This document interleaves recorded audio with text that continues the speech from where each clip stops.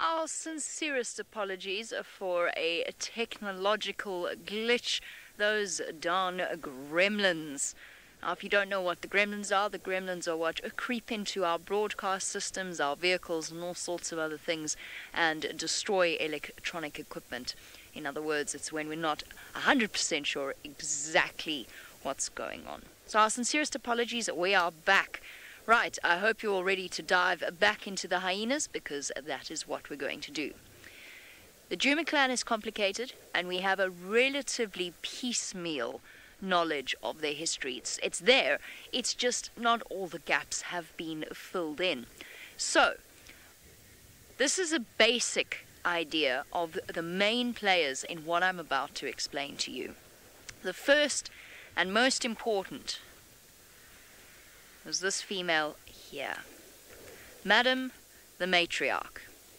Interestingly enough, in theory, the next important name you need to remember is a female, her daughter, called Jan. You can forget about Ari, unfortunately, because he's a male. You can forget about Bella. He's also a male. Another important name, Pretty. The next very important name you need to remember is Corky, Ribbon, and Gwen, interestingly enough. So, I've been spending the last few days sifting through all that's been going on since I left the Masai Mara, and a lot has changed in that time period. The reason that I've told you these names, this is by no means the entire clan, but the reason that I have told you these names is because they're about to be key players in the clip we're going to show you shortly. So what I'm going to do is march my way on back into the tent. We're going to move in here. I'm going to put my headphones on. And now we're going to watch the last year's happenings.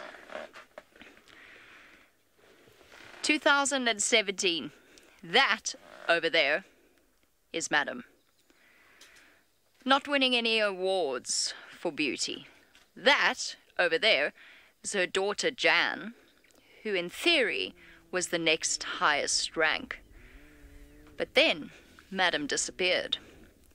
And all of a sudden, females, just like the one on the right, Gwen, who we always thought was the lowest ranked member of the clan, started showing supreme amounts of dominance and aggression. Listen.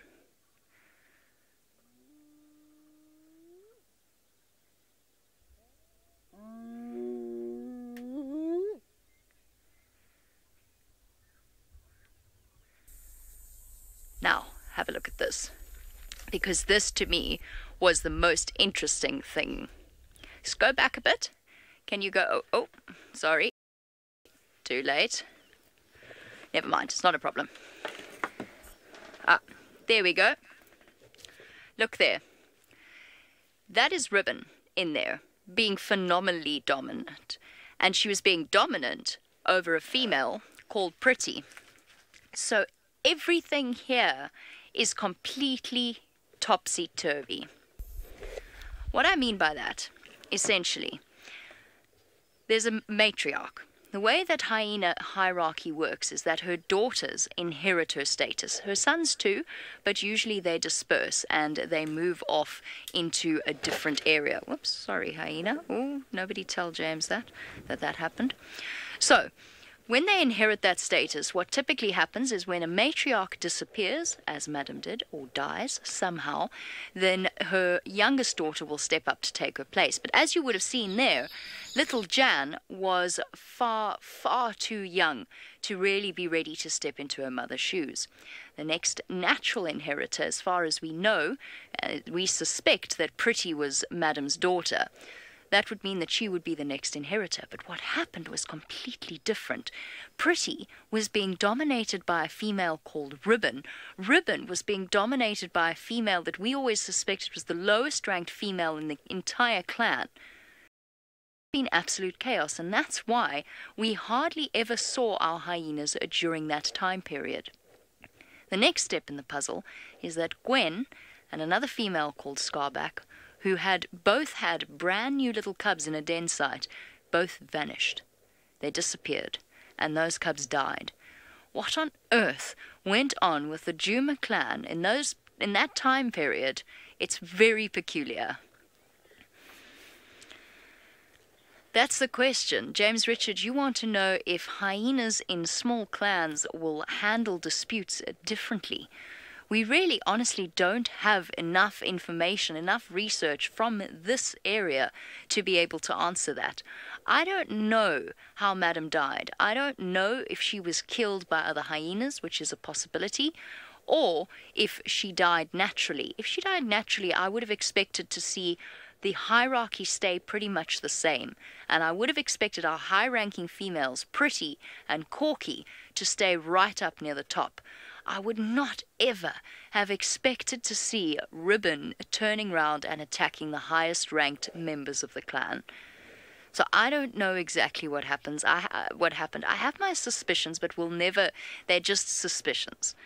I suspect there was some kind of overthrow, or if there wasn't, there was something that occurred that with Madam's death, there was something in a hyena, one of the low-ranked hyenas, that just caused it to start pushing for dominance. And they do that. They're very, very intelligent. They plot, they plan, and they make friends, and they have alliances. I wonder. I don't know if Ribbon was an innocent bystander or if she was part of this whole plot. I think she was an innocent bystander. We'll never know, but there's more to unpack and more to unfold. We're going to draw it out a little bit, this mystery of the Juma clan. Let's go see if James can solve the mystery of just how much Tingana can eat.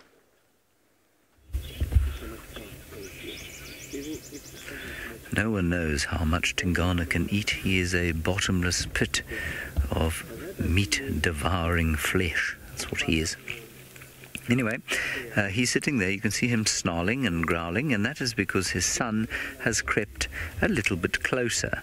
Now, he's lying there pretending not to be interested in his father's kill, but he is interested in it, and every so often he sits up and sort of sneaks a few centimetres forward, a little bit like that. See, he's pretending to not be interested. And his father is not conned for 1 second. There's a nice little yawn. And he looks up at the kill longingly, thinking to himself, oh, that would be delicious. Oh, yum. Now, many have asked the question, how long does Tingana have on this planet with us? And nobody, of course, knows the answer to that. Many have even cast aspersions on his ability to hunt, and hopefully those aspersions shall be put to rest now. As the week wore on, the Duke became increasingly peckish, although his belly was by no means thin, and he made various detours to re-establish his borders after the short bouts of drizzle we've experienced. That said, his face and focus spoke of the need to feed. The pig was a little too far and too wily, so he settled for some Spirogyra.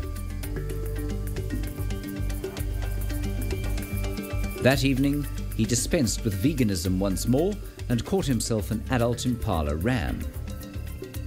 Any suspicions that his hunting skills are perhaps on the wane were put to bed as we marvelled not only at the size of the kill, but the unbelievable speed with which he hoovered it down.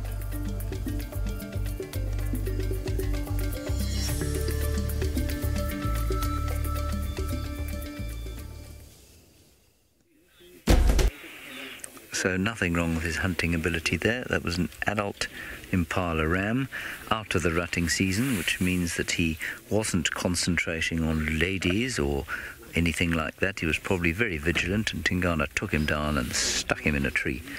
And his strength yesterday was also in evidence, as Hosanna originally got to this nyala first and tried to pull it up a tree, failed, and then Tingana waltzed in, grabbed it, and took it all the way up one of these trees. It's not the tree that it's in now. In fact, it was a much more difficult one to climb. He is incredibly powerful still. Both of them are powerful, but when you see them next to each other, the old boy has still got an astonishing amount of muscle and an astonishing amount of experience that he's using to eke out a living here. So you could see that in that wonderful sort of shot of him sitting in that dry tree eating at impala meal. And I mean, he'd only had that kill for, I can't even think it was more than 4 or 5 hours by the time we found it. Anyway, Nick, leopards generally don't live for much longer than, this is males, for much longer than 15 years. In fact, 15 would be very old for a male leopard. 13 is a pretty good age. We think he is almost 13. We're not sure exactly when he was born. And then females, the oldest leopard here apparently was the grandmother of Hosanna, who you've just seen there, and she was 19. And then 18, there is also an official record of a leopard living to 18 here. That would be very, very old indeed. So this chap, pushing 13, pretty good age for a male leopard. And of course there are a lot of male leopards in this area, which means the pressure that he has to deal with will be fairly severe at this stage. There's a male leopard to the north, there's a male leopard to the south, and there's a male leopard to the west and the east, in fact. So he's kind of hemmed in on all sides by younger, fitter versions of male leopards, but they don't have the same experience or guile that the old Tingana has. There is some Franklin's alarm calling up front. I'm not sure what they're shouting at. We may try and find out. In the meantime, let us go back to the Marsi Mara, where David Kathambagathu is unusually sitting in weather that is much hotter than the weather we're in. Yeah, long live Tingana. Tingana, the Duke of Juma. He was my favorite leopard as I left Juma, South Africa a few months ago. We're still sitting, with our dead hippo here, and another vulture just came in, and we're having a bird party, which is not, I would say, the usual bird party where you have them feeding on natural food. We have the dead hippo there, but now these are yellow-billed storks, and you notice how patient the yellow-billed stork. They got nothing to do with the dead hippo. They always walk very slowly. You can see that one. And on their feet, they got something like feelers. And those feelers will always sense any food. They feed on crustaceans, any invertebrates you'd think of. Small fish, any amphibians, frogs, or water worms. And as soon as the sensors on the feet pick them up, that's when their beaks go down. These are called yellow-billed storks. Sometimes we call them the wood stork, because if you look carefully, their beaks look like wood, the color of wood. Always found on wet areas, swamps or marshes, where they're granted of food. Very patient as they feed. So they keep moving their feet. Sometimes they might disturb the mud or the water for their would-be prey to move. Very slowly. And that's why I call them patient feeders. Never in a rush.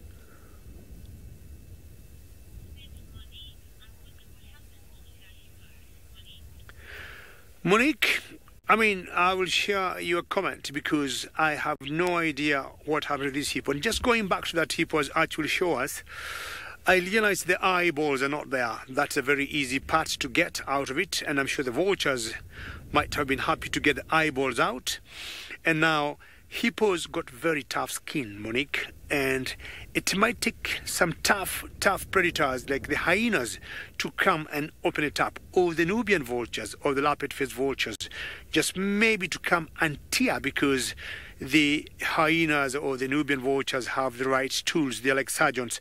They would be able to tear it up. My guesses are two. Number one, maybe sickness, because we do not see any fight marks on it, or teeth mark, or any claw mark. We are not seeing other usual predators like hyenas or lions around it. Lions, Monique, have been known to kill hippos and eat them. None in sight. Or maybe old age. He looks pretty big to me, and maybe he just stayed there and maybe just died. I mean, 40, 45 years is not a bad lifespan for a hippo. Not that I can tell that from where, she is. Could be difficult to know how old she is. But again, you never know what could have killed it, Monique. But my guess is either old age or some sort of sickness. Sydney is working very hard to look for some animals in Juma.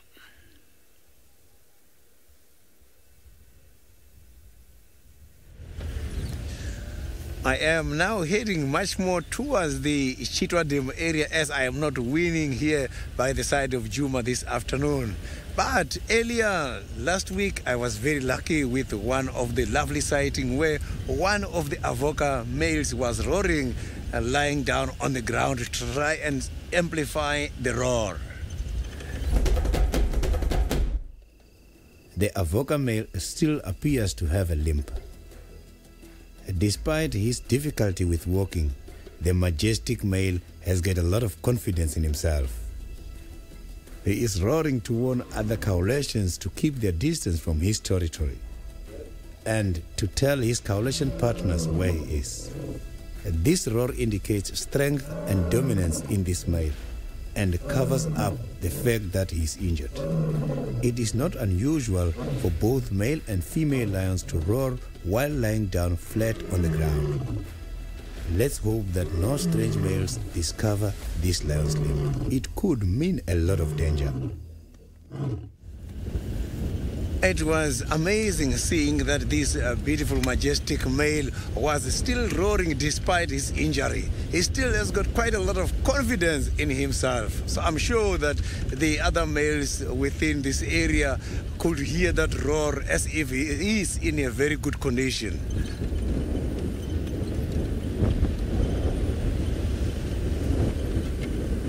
So I have just seen... Sure, the lions can be able to conduct those kind of roaring activities while lying down flat because the ground helps them in order to amplify the sound. When they are roaring, lying against the floor, that can make that roar vibrate on the ground as well.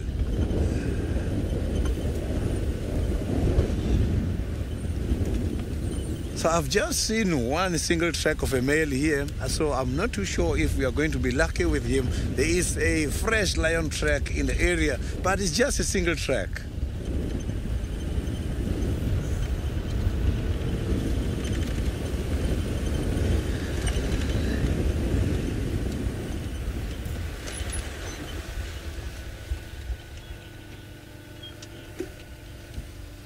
So now let's go back to James and see how the little chief Hosanna is doing at the moment.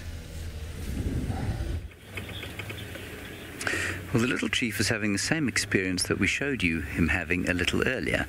He is watching some friendly and fearless francolins. And there they are. Are they behind the tree, Sebastian? Of course. Of course they are behind the tree. They're coming out in front of the tree, I think. Yes? No? Yes? Here they come. Yes? There's a francolin there, everybody. A crested francolin. Now it's turned round. Oh, Hosanna might go for it, actually. He might go for a little francolin. It will be hilarious. I think Tingana's got the idea that he wants to go for the tree. But in actual fact, I think he's about to pounce on a francolin, which is... There's the francolin. You can see it there. They're just totally, almost oblivious of the danger, or they don't feel that there is any danger. I'm not sure which. And Sebastian, who is on camera this afternoon, said to me, he said he thinks that it's only the cubs that go for these francolins. And I think he's right. I think very few adults get them. And it's not to say it's impossible that Hosanna will grab himself a little crested francolin. He's staring straight at the one that's walking towards him. Watch this. And sleep. They're just not interested. I think those francolins are so fast off the ground.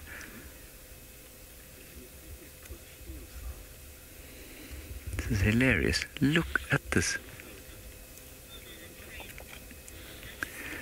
I know you think we need a segment called Hosanna and friends. Well, just about every episode that we see Hosanna, he has a new friend, be it a francolin, another leopard, a hyena.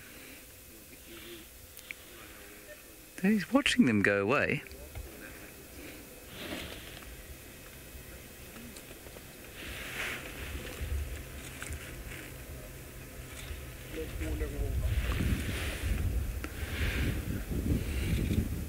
There we go, I think they've made it. They're safe now. Hosanna is still watching them, but they are safe. Phew, that was lucky. But obviously they feel that they can get very close. Right, Hosanna did do a lot of hunting this week. Successful hunting too. Not all of it was very tasteful. Hosanna had a very early morning on the 20th. First, he killed possibly the most dim-witted wildcat in the world. It basically stepped into his jaws. Then it was the fate of an impala ewe to fall prey to what seems to be the young prince's increasingly consistent strike rate. The wildcat kill wasn't unusual. Leopards often hunt and kill other predators. We have found civet fur and claws in Tingana's dung before. We aren't sure why he dunked the wildcat carcass in the water and then left it, but perhaps venison is more to his maturing tastes. Well, he's now stalking some francolins. This is fascinating stuff. I think he's given up on the kill in the tree. Now he's going to try and catch a francolin. He's going to pounce. There's one just between him and the tree, or the tree is between him and it. I'll be astounded if he catches it. I've seen him catch a squirrel and a scrub hare and an Egyptian goose, but never a francolin. Right, but while we wait to see if he does attack one of these francolins, very interesting, that wildcat sighting. I know we didn't get a lot of footage of it, but I thought we should talk about it a little bit, because it is very interesting that he should have taken that predator and not bothered to eat it. And I'm not really sure why, other than perhaps he wasn't very hungry, and perhaps also he may well have killed that impala already and just been at the water for a drink. And also I suspect that they don't kill predators necessarily unless they are pretty hungry, because there's no question that carnivore meat tastes different from herbivore meat because of what they eat, obviously. There we go, Franklin's flown off. And so he just left it lying there, and then Brent Leo Smith eventually retrieved it, and we did a little dissection. Well, I didn't. Brent and the trainees did a little dissection and learnt all about wildcat anatomy and the anatomy of cats in general, which was very informative. And apparently the wildcat, perfectly healthy, nothing wrong with it. And I was obviously being a little bit sarcastic when I said it was clearly dim-witted, but really it did step into his jaws. How it didn't realise that he was there, I'm not sure. Maybe it was a very old one, and it had become myopic. You can hear one of the francolins now alarm calling, going "Patook, patook, patook, patook." Right, Jamie Patterson is not one for pets, but she's going to talk to you now. Oh, hang on a second. He might go up the tree. Yeah.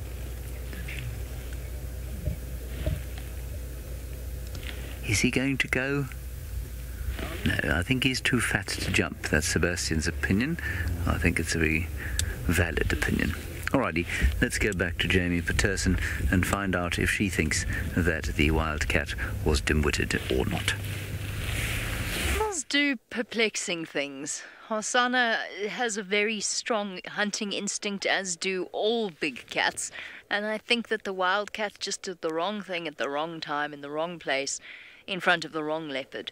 I think if it had been Tundi, she would have done the same thing. I think if it had been Tingana, he might have just watched it walk past. I'm not sure. But either way, it's actually not uncommon for leopards in certain areas where prey is not nearly as abundant as it is here. It's not uncommon for them to catch and kill and eat wildcats quite regularly. I think it was just in this case, Hasana did not. He did it. Maybe it's an acquired taste. He wasn't all that interested in eating it. But animals do perplexing things. Hence our confusion around the hyenas. So, Madam is dead. Gwen is dead. Scarback is dead. Now, while it's all fine and well to think about coups and plotting within the hyena clan, I'm not sure that there isn't a simpler explanation. I think their dynamics are a bit more fluid than we realize, especially as discussed in the answer to James's question earlier. Quite possibly with smaller clans, their conflict resolution might even take a little bit longer, actually, to work its way through the clan. Think of a... Lindsay, you want to know why the youngest daughter, before I go into this, you want to know why the youngest daughters take over. It makes complete sense when you think of it this way.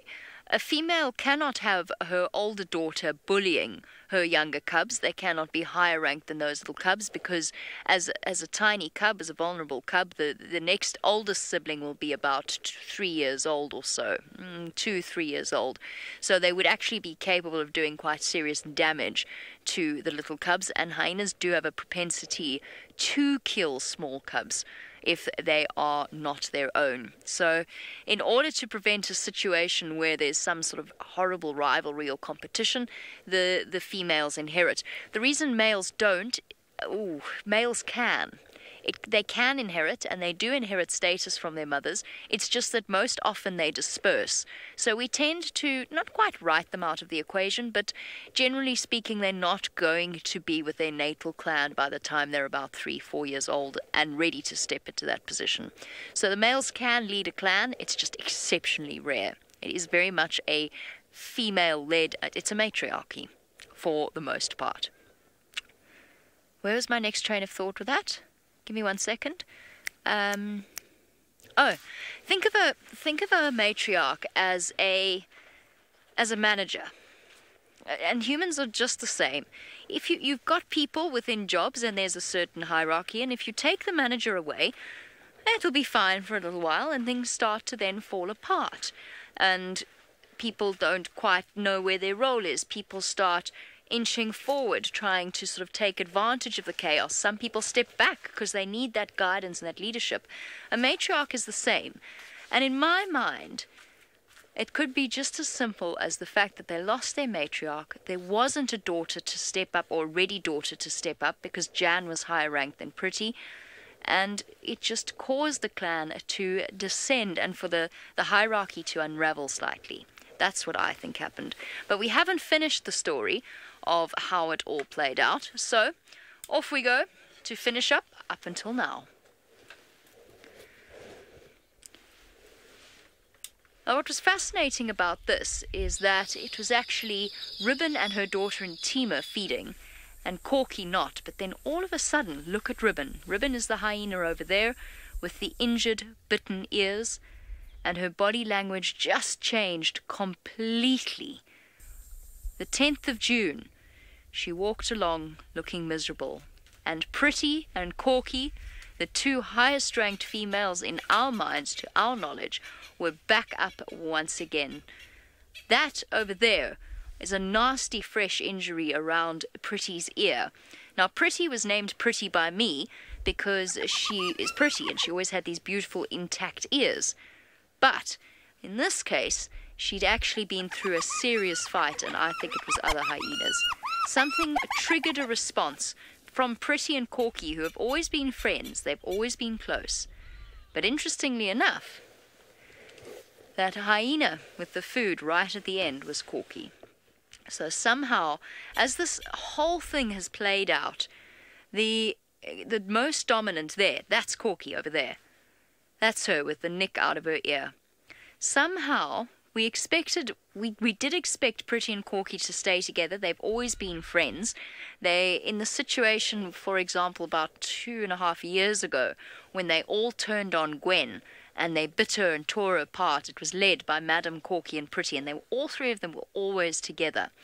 So we expected Corky and Pretty to stay as an alliance together. What I didn't expect was for Corky to be as dominant as she is over Pretty now. If we're correct about Pretty being Madam's daughter, it's just an interesting, subtle little shift in hierarchy, because Corky was the daughter of a very high-ranked female called Floppy Ear. Floppy Ear's dead. I never saw Floppy Ear. I know this purely thanks to the enormous help from those viewers who closely follow the hyenas, and I would never have been able to keep track of all of what's happened if it weren't for their help and sharing and updating each and every moment with our hyenas, because they are as intrigued and as fascinated by the hyenas as I am. So thank you very much for that. I really appreciate it. You can go and have a look for their Facebook page. It's Hyenas of Djuma and surrounding areas, I think. I'm sorry if I've got your name wrong. It's changed a few times. But if you want to keep up with the hyenas, keep watching SafariLive, and of course that's one way of doing it.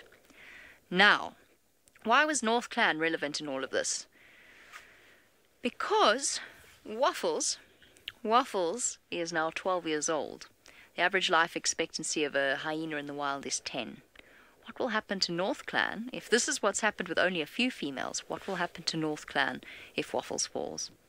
We don't know, but that's the drama of the wilderness. Things are always changing, and animals like Waffles and Tingana all have to get old at some point.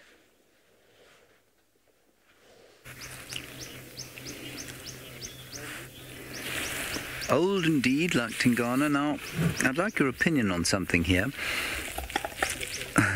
As he crunches a bone, he's got up into the tree. Obviously, he's eating the remains of his nyala. I think you can see his age, and I think you can see it from a few things. You can see it from his dewlap, and you can also see it from the fact that I'm not sure that he is translating all of that meat into his belly, into muscle. You can just see his hips starting to show a little bit. His shoulders aren't quite as round as they used to be. And that's all totally normal for a leopard of his age. So while his attitude certainly doesn't indicate the passing of time, it does perhaps indicate that though the mind and psychology might be willing, the metabolism and physiology aren't always able to keep up. So it'll be interesting to see what happens from here. Gary, I'm afraid I missed your question there.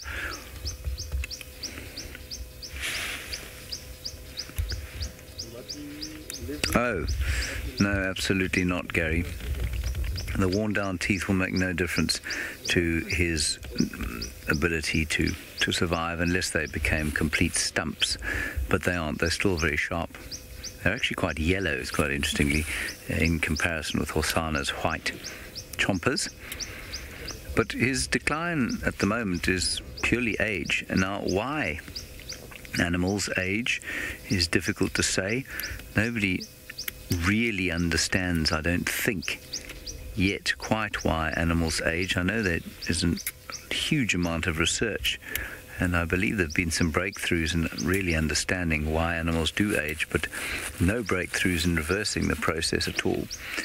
And he's just getting old. And just like a human being, he will start to lose muscle mass.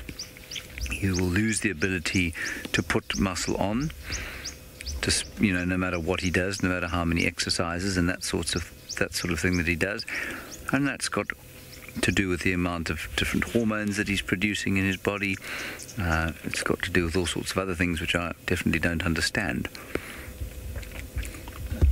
Some of those things apparently are genetic, so when the cells replicate, so he's just like in your body, he's got a body full of cells that are replicating each other, replacing each other all the time.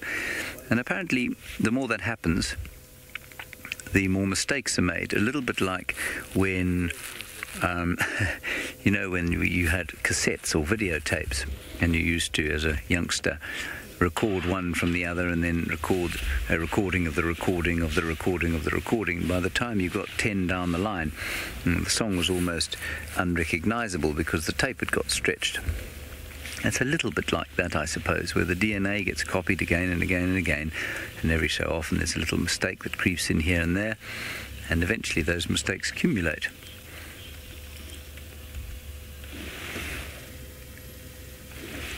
Alrighty, apparently we're going to go back to David, who has left the river. He's up in the Masai Mara, of course, and away from the Mara River he has gone. Well, I'm still moving forward trying to look for the Owino pride. I haven't seen them yet, but one thing I know, Owinos are very good when it comes to hunting, but as soon as they hunt, sometimes they're faced with lots of challenges.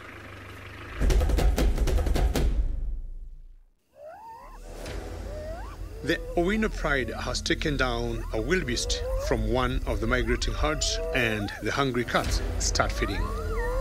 But it's not long, the familiar whooping and cackling of hyenas fills the air. When it comes to kills, lions and hyenas have never been bedfellows. To square it out, sizes and numbers of each predator make the difference. The happy zebra clan of hyenas have the advantage of numbers and win.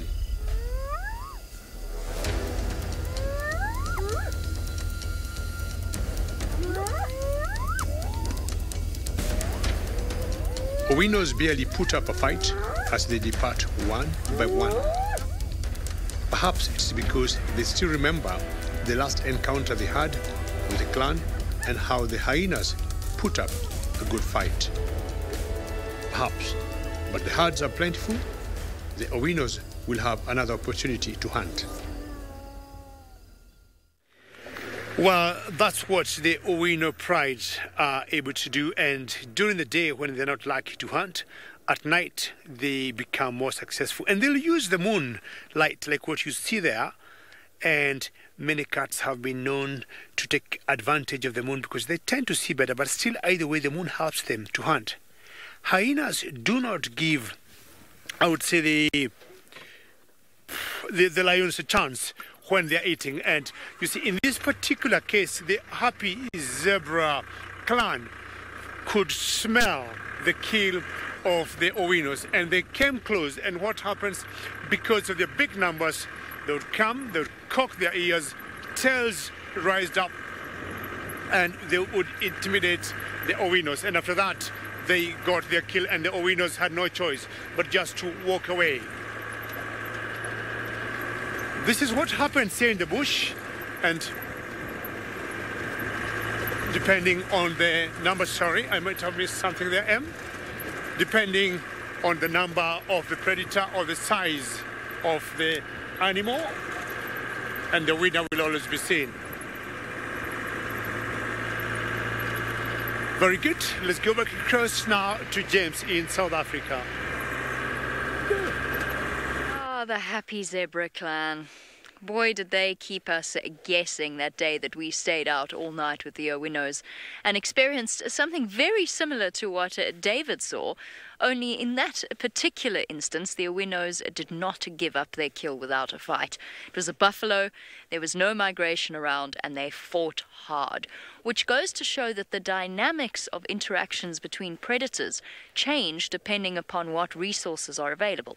Makes sense. Why risk injury fighting hyenas if you just can go out and catch the next wildebeest that comes along? It's pretty simple. What's interesting about the happy zebras is that we've seen them interact with North Clan. They are their main rivals. Yet, in that conflict, in that clan war, they never actually really came into physical contact with each other. Oh, they rolled around a bit and made a lot of noise. And then they split and they separated, and there were no injuries. Not one hyena was injured in a massive clan war of, in Saruni's words, he was the ranger with us at the time, 1,009 hyena. There were probably about 100 hyena, to be more specific. What does happen, and that's what I wanted to talk about, was those injuries around the top of the head, this area here and the ears. That is absolutely unequivocally caused by another hyena, and it's done during an inter-clan fight or brawl. We've seen it with Gwen, we saw it with Tripod years ago, both times instigated by Madam and with her around at that moment, the matriarch steps in to discipline. And what hyenas do when they fight is they grab each other by the ears and they shake. And often you'll find that the ear actually detaches almost entirely or completely from the skull. I can't open this hyena's jaws because the teeth are falling out. It wasn't just my fault. The teeth are actually falling out. It's got to stay together at all times. So all these powerful muscles around the jaw connected to the sagittal crest, we spoke about that on a safari not so long ago. They can turn those powerful jaws onto each other, grab each other by the ears and the back of the legs and the bottom area. Philip, is there any drama with Djuma and neighboring clans? Again, I think they've been so unsettled and so disjointed over the last little while that while they've retained their territory, I don't think there's been much drama with neighboring clans. And I think they've pretty much settled into their territories. We don't know for certain. We don't know what goes on to the north of their territory or to the east. We know that to the west there is the massive Elephant Plains clan. But we've never seen a proper war between two clans here in the Sabi Sand while live. It's never happened that we've actually experienced that. The elephant was interesting. The dead elephant from a few months ago died of natural injuries, and there were some interesting hyenas coming through. We had some of our regular and some strangers as well. Sometimes they just defy any kind of explanation. Like poor Hosanna. Nobody knows why he even begins to believe he's going to get a bite of that nyala. Well, I certainly don't know why he begins to believe he's going to get food. He's behaving precisely like a hyena would, and he's just lurking around hoping for something to drop out of the tree. There is actually a hyena around. One has arrived. It's somewhere in the bushes here. It has disappeared. Hosanna's gone up onto the bank. We can't see him, but for just a spot hiding behind some bushes. And Tingana remains, devouring the spoils of originally Tandi's kill.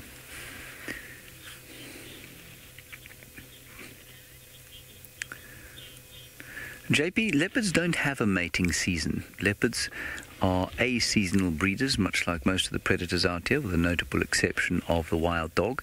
There might be a slight peak in various areas, but they're largely a-seasonal. And so that's the one thing. Then secondly, no, at this stage he will not compete with Hosanna for mating rights. He's only just shy of his third birthday. In fact, he's about 4 months shy of his third birthday, which means I'm really not sure that if an estrus female was to pitch up, he'd know what to do. And I think that an estrus female might take a dim view of a young buck like him and would prefer the attentions of someone like this fellow here, despite the fact that he has the table manners of a 4-year-old child. Wonderful. And so, no, I don't think there would be any kind of competition for mating.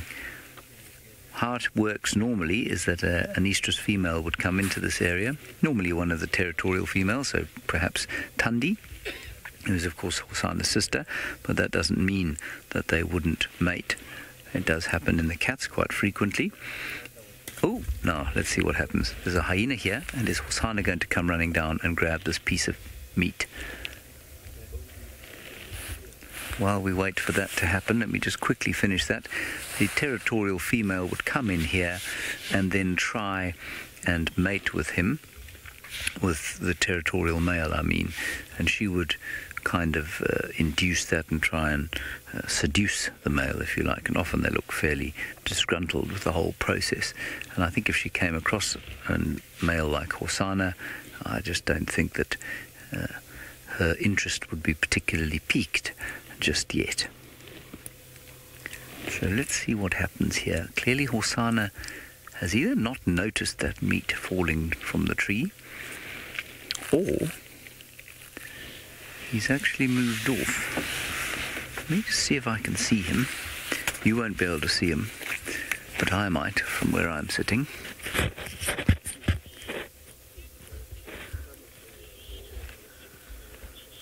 Janine, there is no question that a hyena is the greatest hoover out here. So I think a hyena would even beat Tingana at a hoovering award, a hoovering of meat. That is, I think Hosana's moved away. I can't see him anymore.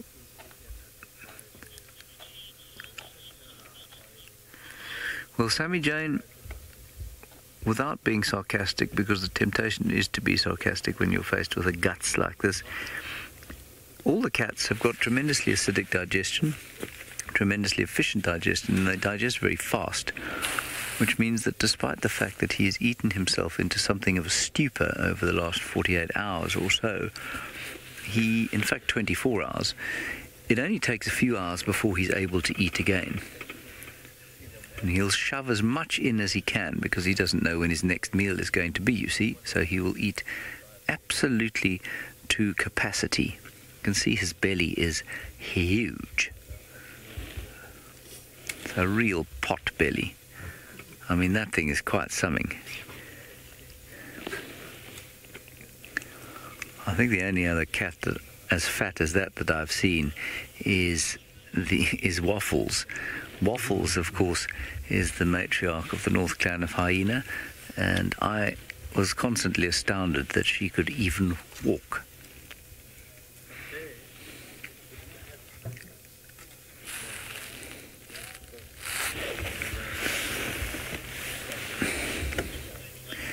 Sorry, that was my link. Let's go back to Jamie to comment on Waffles and how fat Waffles is.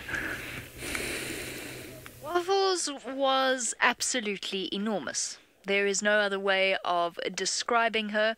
I started to refer to her as the Big W. Whenever I saw her, we obviously had constant communication with the researchers, and we referred to Waffles as the Big W. I was somewhat embarrassed and a little humbled after I called her many names due to her stomach dragging on the ground when she then gave birth to 2 cubs. So, sorry, Waffles. My mistake. That does not in any way diminish the sheer capacity of a hyena to stuff itself full of food. 20% of its body weight easily in one sitting. 20%. That's a lot of food. Imagine trying to eat 20% of your own body weight in one sitting. I think you'd really struggle. So, we have moved on.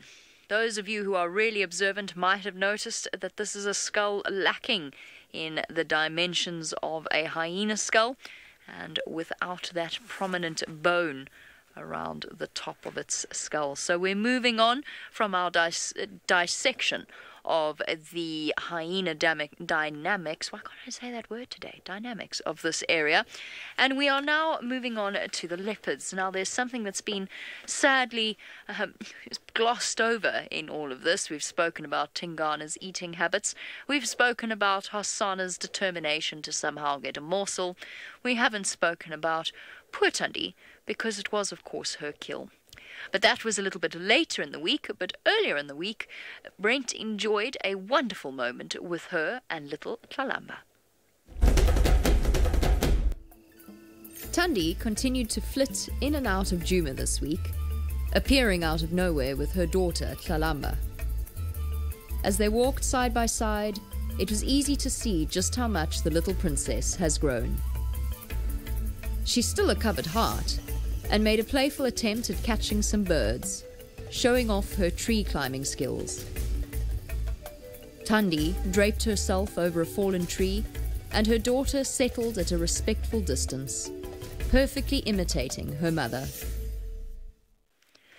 I've only seen her twice now, for the first time yesterday and then my second time seeing Tlalamba this morning. But what a joy she is. She, to me, doesn't look all that much like her mother. Perhaps I'm missing something, but I don't think that she looks all that much like Tundi. But it was really lovely watching the dynamics between the two of them. But beyond lovely and endearing and all those wonderful soft and mushy words, what was fascinating to watch was Tundi is renowned for being a leopard in a bad mood. Let's put it that way. I personally love her. She's my favorite leopard. But she does have something of a reputation. I mean, who can blame her after what she's been through in the last week? But what was interesting was watching her interactions with Tlalamba. Still loving, still concerned, but very snarly. A loving mother's snarl. Every time that Tlalamba tried to go up to her and rub heads with her or bat her with her tail, entice her to play, it was just Tundi's face snarling at her. At one point it felt as though Tundi was about to take her frustrations out on us, but she wasn't really. She just happened to be looking in our direction and snarling. We tried desperately to follow her this morning until eventually, true Tundi form, she lost us going through a dip. It's going to be fascinating watching how the dynamic plays out with little Tlalamba, because there's so much changing in her world as she grows up and experiences and learns about the environment in which she lives. And we don't know yet exactly where she'll end up or what will happen. Right, the wilderness is full of unexpected things. I bet this lion that David is about to show you was pretty unexpected as well.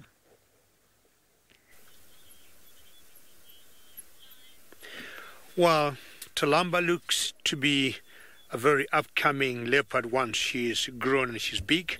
But we got one of the triangle boys here. I was hoping to locate the Owino pride of lions. Not very lucky, but I have bumped into the Olololo pride of lions. But we have one of the males that forms the musketeers of the coalition of the triangle boys. And if you look carefully, there's one yawning there, that's short tail. The one that just passed, that was Fang. And the one that is out there, that's the short tail. It's getting a bit dark now, if you notice on your screen, and now we are in infrared. And infrared will always help to make sure we do not influence or affect the animals. This pride of lions that we call the Olololo is one of the largest pride in the Mara Triangle.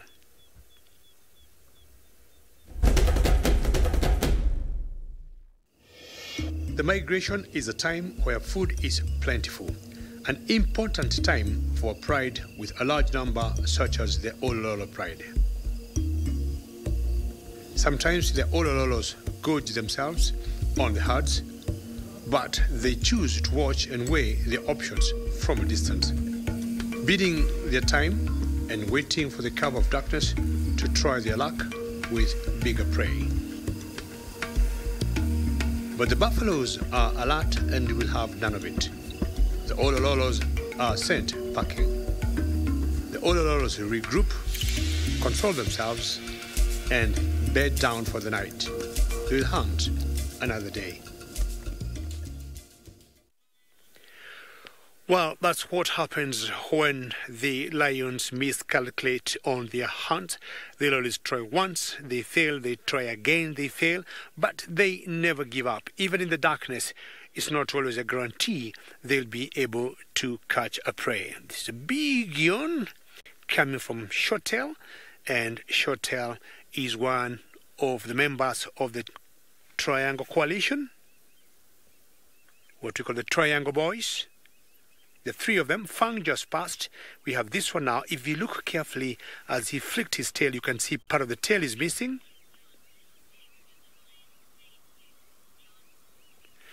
John, if we got your question right, was it how big, how they get the names?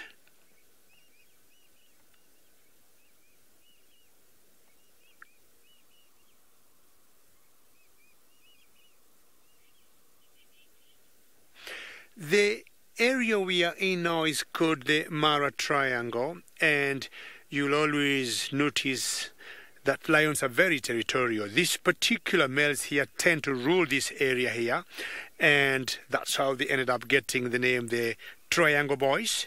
It's a huge area, and the Mara Triangle, for those who might be joining us now, the Mara Triangle would mean it's like an area with three boundaries. One side is the Mara River, the other side is the boundary between Kenya and Tanzania, or between the Masai Mara Triangle and Serengeti National Park, and we have an escarpment that we call the Olololo. That's how we ended up with the Mara Triangle Game Reserve. So lions are very territorial, and these particular males will always hang around this area, and they do not allow other males in. if you look carefully behind it, there's another youngster and doesn't seem to have as big mane like this one. And this is a son of one of these male.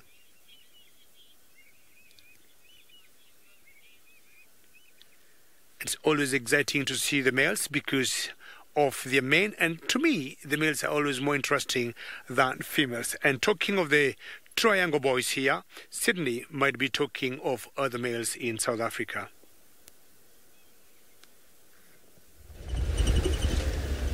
I am just now about the twins dam in order to see if there's any other animal activities taking place there.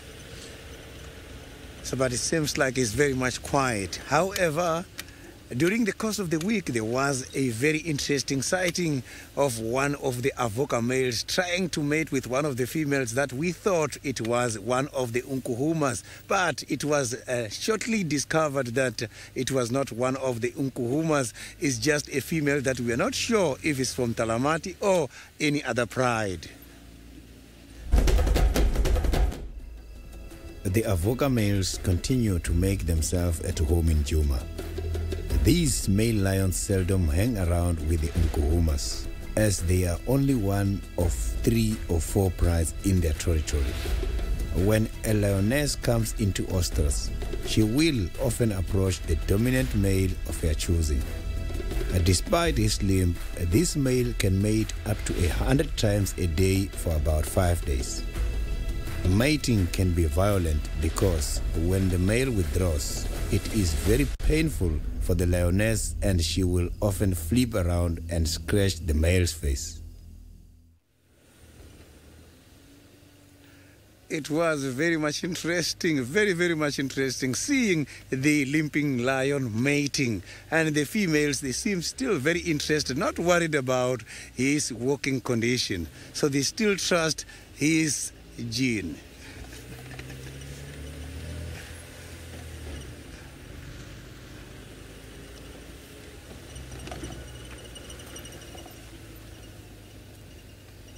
So now let's go to Jenny, who is having a lot of interesting things about Kuchawa the leopard. We are indeed going to talk about Kuchava, but before we go into the details of why we're talking about Kuchava and the joy of seeing her, one thing that we really need to do is get an updated map in here so that we can actually show you exactly how Kuchava is relevant to all that's going on. Now, for those of you that do not know, Kuchava is part of this whole family story. She is, in fact, Tundi's older daughter, and we hardly ever get to see her. Now, her territory, as is typical with leopards, sits to the south of her mother's territory and sort of overlaps around Chitwa. And she tends to stray quite a lot further than where we tend to go, so we don't often see her. But not too long ago, we had a rare occasion to catch up with her. It is always a treat to catch up with Kuchava, Tundi's shy and elusive older daughter. Wary though she may be, there was nothing self-conscious in the way in which she marked her territory. Kuchava's purposeful trot suggested that she had something on her mind, and the reason for her eagerness became apparent. There was a Steenbok meal calling her name. She feasted in the safety of a marula tree, oblivious of our focus on her stomach and the search for suckle marks and signs of new life. Signs of new life. What we're looking for is a tiny little wet patches or patches of matted fur around Kuchava's belly. The reason that we're doing that is because we heard a report from some of the other guides in that area that they believed that she had suckle marks. So that immediately would have told us that she has tiny little cubs who are still suckling and probably still hidden in a den site. A whole sort of a whole period of time has passed where I've missed massive milestones in the lives of these animals. I love Kuchava as well. I think she looks a lot like Tundi, and although I only got to see her on a handful of occasions, she really made an impression because she was actually quite nervous of the vehicle. You had to be very careful about the way in which you moved around her so that you didn't in any way scare her or upset her. Now, I'm happy to hear that she has managed to have a new set of cubs, if indeed she has, because of course she did lose the previous one that I missed completely. Kathy, would Tundi and Kuchava know each other if they were to bump into each other? Absolutely. There's no doubt in my mind that they know each other. They have actually encountered each other. Just because they know each other doesn't mean that it would necessarily be a friendly family reunion or a mother-daughter moment. Mothers, once their daughters have separated from them, once they're territorial and have their own established space, don't welcome their daughters back into their own space. They're territorial even towards their daughters. They might be slightly gentler towards them, but in this particular instance, it was quite a few weeks ago, months ago now, Tundi was furious that Kuchava had come into her territory, that she'd strayed into her territory. And there's a lot of growling, snarling. We saw Karula do it with Tundi's sister, Shadow. Probably on many occasions, Karula bumped into Tundi and wasn't very happy either.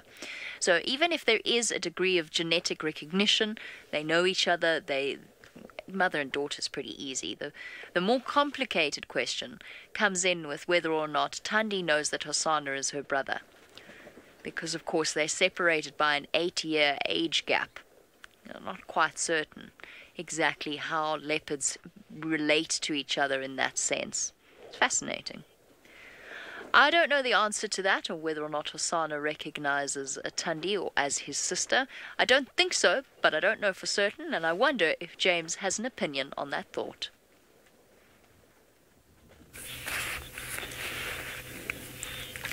I do have an opinion. It's not particularly strong. I definitely think that there's some kind of kinship recognition there between Tundi and Hosanna. It's not possibly visual, but there is young Hosanna hoping to get a little piece of meat. Tingana has dropped 2 fairly substantial pieces on the ground. We are now in infrared, in case you're wondering. That is not our spotlight. That's a spotlight of another game vehicle. It's not doing any particular damage to Tingana because, of course, he knows that he's safe up in the tree. Here comes Hosanna. He's coming down. He can smell something's been dropped on the ground.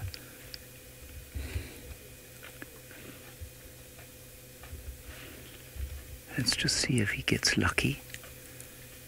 His nose obviously not quite as sharp as that of a hyena, because I suspect that he'd have figured it out by now.